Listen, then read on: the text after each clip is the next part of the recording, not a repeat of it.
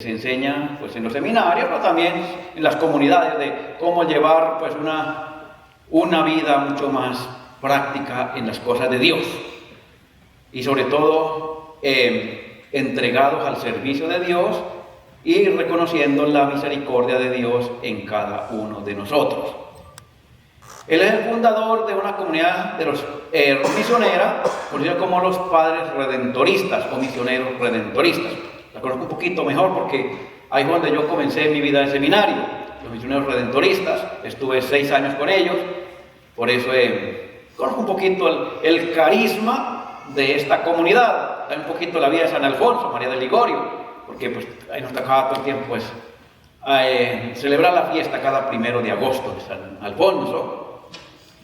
Era un hombre que a los 16 años, hijo de familias muy pudientes, papá muy pudiente, muy prestigioso, en Nápoles, Italia, su mamá también. Y este hombre era muy inteligente. A los 16 años había obtenido ya 2 doctorados. Uno en Derecho Civil, abogacía, y otro en Derecho Canónico, la ley de la Iglesia. Entonces, él a los 16 años ya era abogado tanto en Derecho Civil como en Derecho Canónico. Era muy prestigioso, muy brillante en los juicios que él representaba cuando acompañaba a alguien en un juicio en el juzgado, en un abogado de alguien, siempre hacía su mejor trabajo para defender a estas personas justamente, hasta que tuvo que defender al príncipe de aquel tiempo, y dice, pues él gastó muchas horas pues preparando su defensa, de tal modo que cuando presentó la defensa lo hizo de lo más elocuente posible, que convenció a todo mundo, menos al juez. Porque al juez lo compraron, entonces perdió el juicio. Y es cuando pierde el juicio que dice, mundo, ya te conozco. Tribunales no me vuelven a ver. Y es entonces cuando él abandona la abogacía y comienza a interesarse por la vida religiosa. Como todo joven de aquel tiempo, pues siempre va a tener problemas con los papás, y de hoy día también. Cuando un joven se interesa por la vida religiosa, ahí están los papás brincando. ¿Y por qué? ¿Y por qué tiene que ser sacerdote? ¿Y por qué no busca otra carrera que sea más prestigiosa y que le dé dinero? Así le pasó a San Alfonso. Los papás se enojaron con él porque no querían que él fuera sacerdote. Para ellos era un desprestigio.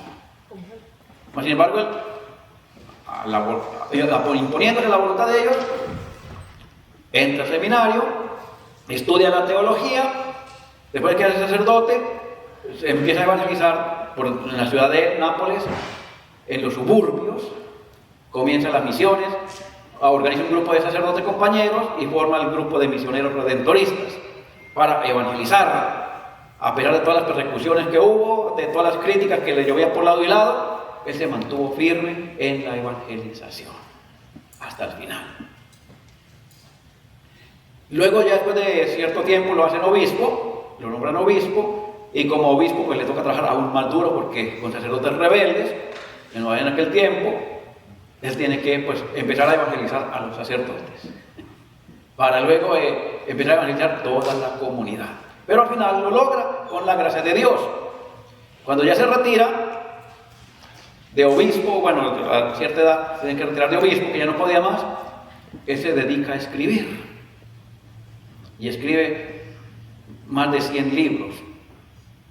Entre ellos hay 3 libros bien bonitos, bien importantes. Uno, el más bonito de todos, se llama La Gloria de María. Es un libro bien bonito en el que hace una exaltación a la Santísima Virgen María. Era un hombre de fe, pero sobre todo de devoción a la Santísima Virgen María. Él siempre decía, sin ella no se puede nada, porque ella es la que nos lleva a Jesús. Y hoy que hace la entrega, precisamente, este día, que es la entrega de la imagen de la Virgen, de una familia a otra, tiene que tener eso claro. Que la Santísima María nos tiene que llevar a su Hijo. Esa es la misión, esa es la importancia de la devoción de nuestra Madre Santísima. Ella, su trabajo es llevarnos a su Hijo Jesucristo. Eso es bien importante. Por lo tanto, los que estos tiempos han estado llevando la imagen de la Virgen en sus casas, tienen que, de alguna manera, seguir el ejemplo de la Santísima Virgen María. ¿Y hacia dónde nos lleva ella? Ella nos tiene que llevar hacia su Hijo. ¿Y dónde está su Hijo? Su Hijo está en la Sagrada Eucaristía. En la Sagrada Eucaristía. Por lo tanto, alguien que tenga devoción a la Virgen tiene que ser alguien que también ame la Sagrada Eucaristía. Porque la Santísima Virgen nos tiene que llevar a la Eucaristía. Eso lo decía San Alfonso. Y por eso él también escribió otro libro bien bonito que se llamaba Visitas al Santísimo Sacramento. Y cada visita él la disfrutó de 15 minutos, una visita cada día. Y escribió 30 reflexiones a las visitas del Santísimo Sacramento, ya para hacer una cada día del mes. 15 minutos de visita al Santísimo, pero todos los días. El libro se llama Visitas al Santísimo Sacramento. Es otro libro bien bonito, pequeñito, bien pequeño, que son reflexiones de 15 minutos cada visita al Santísimo, para hacerla todos los días. Y la obra maestra, Teología Moral, que es la que le dio el doctorado como doctor de la Iglesia. O sea, el ver la misericordia de Dios en los sacramentos, en la Eucaristía y en el sacramento de la confesión, donde él invita a los sacerdotes para que no se conviertan en jueces, o no nos convirtamos en jueces, porque me involucro, para que no nos convirtamos en jueces en el sacramento de la confesión, sino para que vivamos la presencia de Cristo en ese momento, que es derramar la misericordia y el amor de Dios al que se está confesando. Entonces, no de juzgar, no de condenar, porque no somos jueces en el confesionario, sino que somos simplemente persona en Cristo en el momento de la confesión. Actuamos en persona Cristo, en la misericordia de Cristo. Estamos para derramar la misericordia de Cristo en el que se confiesa y perdonar el pecado. Es lo que San Alfonso invitaba en este gran libro de Teología Moral, o sea, darle esa sensibilidad y esa importancia a los sacramentos, en especial al sacramento de la Eucaristía y el sacramento de la confesión. Él decía, una persona que se arrodilla frente al Santísimo Sacramento no se va sin la bendición del Señor. Siempre va a ser bendecido en el Señor. Es lo que él decía. O sea, arrodillarnos ante el Santísimo Sacramento todo el tiempo es llevarnos o recibir esa bendición del Señor todo el tiempo. Entonces, él rescataba mucho y hacía énfasis mucho en estos dos sacramentos, pero también en la adoración al Santísimo Sacramento, tanto cuando se expone en la custodia como cuando está en el tabernáculo. Todo el tiempo está el Santísimo Sacramento ahí.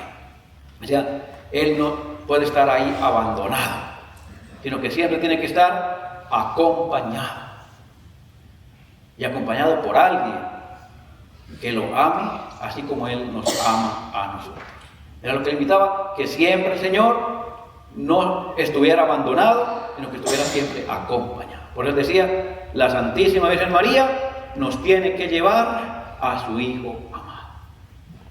Entonces es bien importante para todos los que de alguna manera amamos a la Santísima María, tener eso claro, que ella nos tiene que llevar, porque si estamos con ella, vamos a estar siempre con su Hijo Jesucristo.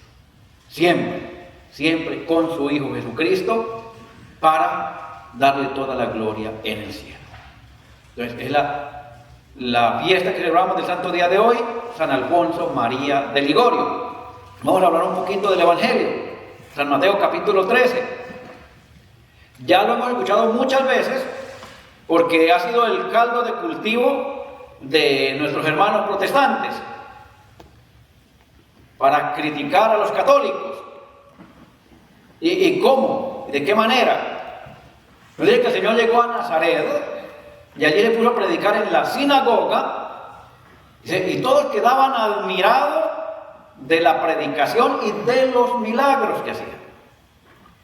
Y aquí hay algo bien importante, o sea, quedaban admirados porque de su predicación y de los milagros, mas sin embargo no creían en él. ¿Este quién es? Esa predicación, ¿de dónde sale? Esa sabiduría que tiene, ¿de dónde sale? Y esos milagros que hace, ¿de dónde vienen? Es el hijo del carpintero, es el hijo de María, conocemos a su madre María, conocemos a sus hermanos, Judas, Simón, Santiago, y a sus hermanas bien con nosotros, y no creían en él. Tanto que dice, bueno, él no pudo hacer muchos milagros por la falta de fe de esa gente. Porque para que haya un milagro, tiene que haber fe en él. Y si no, no. Había pura crítica, pura crítica. Como pasa con los hermanos protestantes. Critican a los católicos y rajan de la Santísima Virgen María. No, que María no es virgen porque tuvo un montón de hijos. Y agarran este texto para decir, aquí están los hijos de María. Y blasfeman contra la Santísima Virgen María y blasfeman contra la Iglesia porque simplemente el orgullo y la soberbia lo lleva a ello. No porque no sepan. Estoy seguro que la mayoría, algunos que otros ignorantes, algunos, bueno, muchos, pero la mayoría, especialmente los pastores, estoy casi convencido, seguro, que ellos saben muy bien, conocen muy bien el texto bíblico. Y saben que ahí no se habla de los hijos de María, de ninguna manera. Pero con tal de despotricar contra la Iglesia, hablan pestes de la Santísima Virgen María. Cuando San Alfonso nos invitara, ámenla porque ella es única. Ella es única. Es la madre del Redentor. Y su único hijo es nuestro Señor Jesucristo. No tuvo más hijos. En ninguna parte de la Biblia habla de los hijos de María. Habla de los hermanos de Jesús, que es muy diferente a los hermanos de María. Pero, hermanos, se puede hablar primos, parientes. ¿Era cómo se llamaba? Pues en hebreo se dirigen como hermanos, porque no hay un título o no hay una palabra en hebreo para referirse a primos, primos segundos, primos terceros, parientes. Entonces simplemente se hablaban como hermanos, la familia del mismo clan, se conocían como hermanos, pero no es porque eran hijos del mismo papá y de la misma mamá. Entonces, pero también había una probabilidad de que Jesús tuviera hermanastros. Sí, había una probabilidad. Hijos de José. En la Iglesia Ortodoxa afirman esa parte. José puede que ya habrá sido viudo.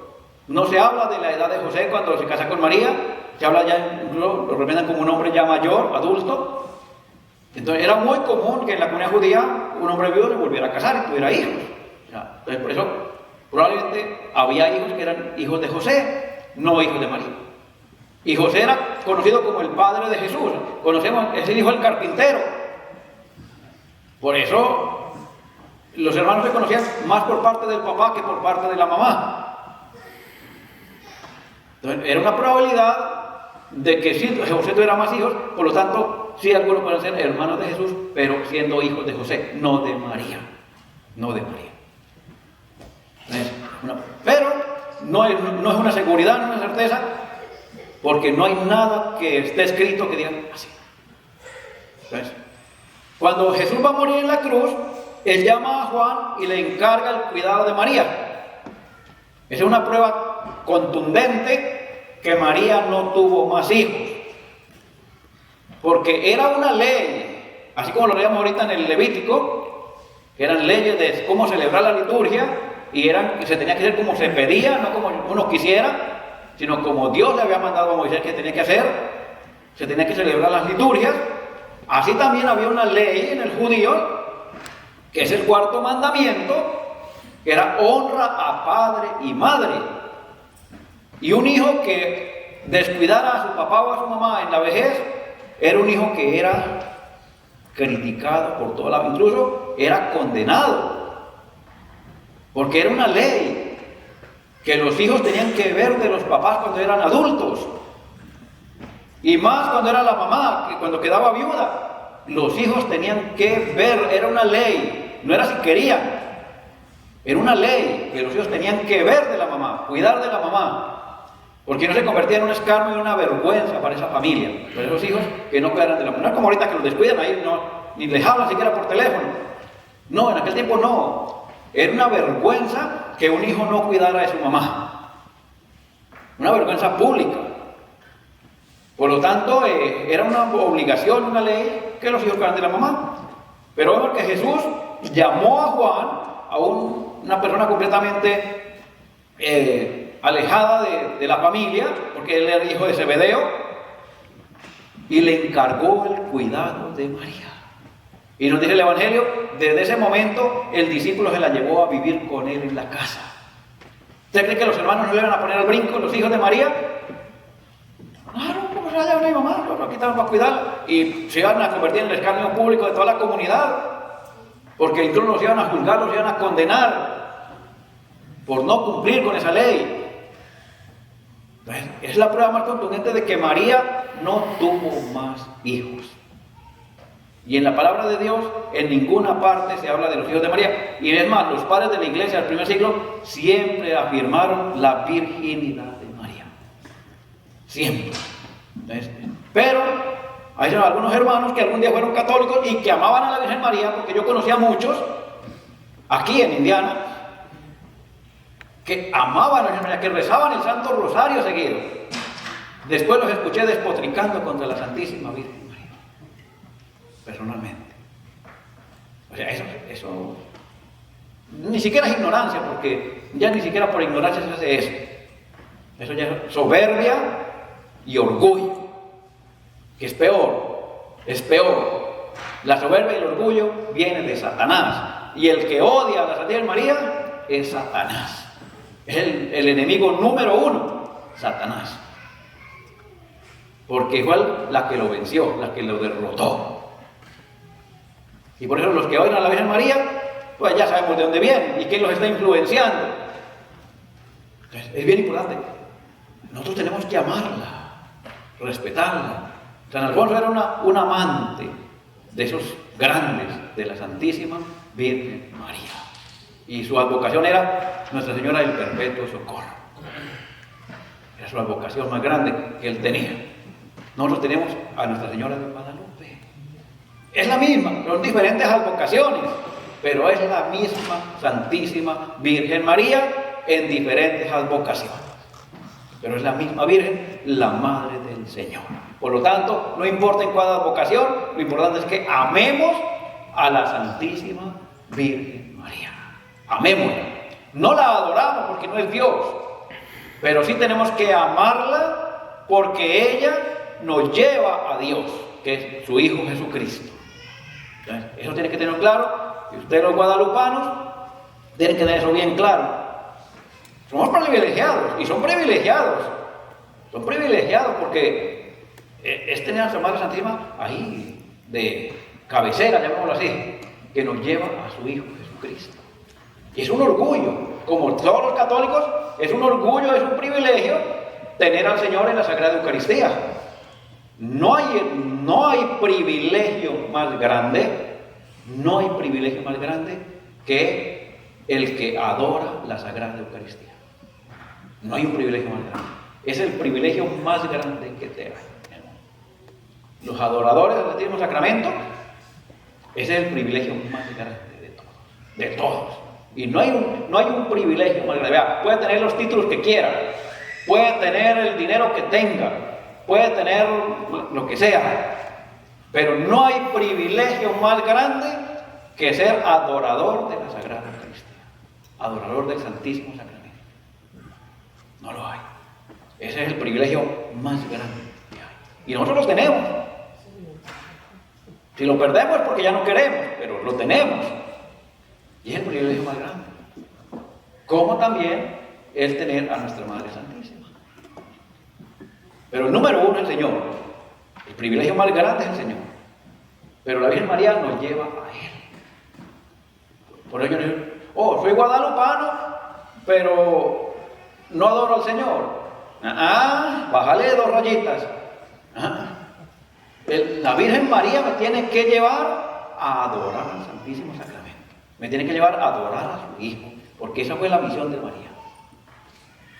Eso es bien importante, eso es para todos. Hay que amarla, hay que quererla, hay que respetarla y hay que hacerla respetar, pero ella me tiene que llevar a su Hijo amado, que es nuestro Señor Jesucristo, en la Sagrada Eucaristía. Hay que dejar reflexión. Yo los invito, léanse la vida de San Alfonso, léanse el librito, es pequeñito, no es tan gordo.